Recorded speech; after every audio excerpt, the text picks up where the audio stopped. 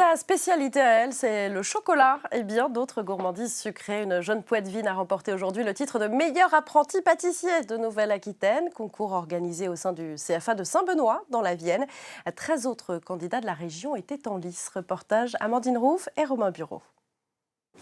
Donc la personne qui aura l'immense privilège de représenter la Nouvelle-Aquitaine en finale le 31 mars, ce sera Lisa Kiev.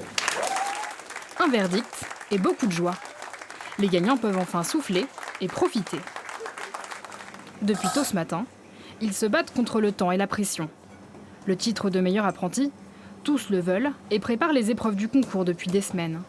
Aujourd'hui, ils étaient 11 candidats à s'affronter toute la journée pour être désignés meilleur apprenti de la région. Au programme, 8 créations de pâtisserie imposées, à réaliser en moins de 7 heures, un défi particulièrement exigeant. Dans 5 minutes, on arrête. Il y a beaucoup de stress quand même, mais là, c'est la pause, donc on va essayer de souffler un petit peu et évacuer un peu le stress pour recommencer cet après-midi.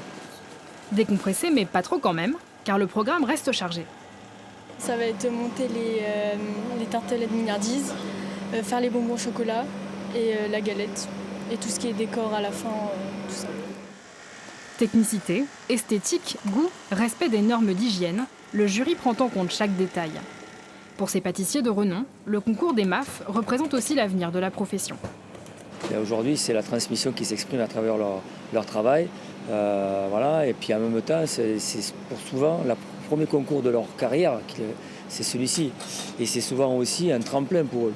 Donc c'est une belle expérience et puis pour nous, c'est une grande fierté, quoi. Fin des épreuves, les réalisations défilent.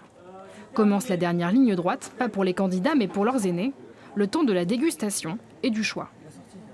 Bon, il y en a au moins un ou deux qui sortent un peu du lot, c'est sûr.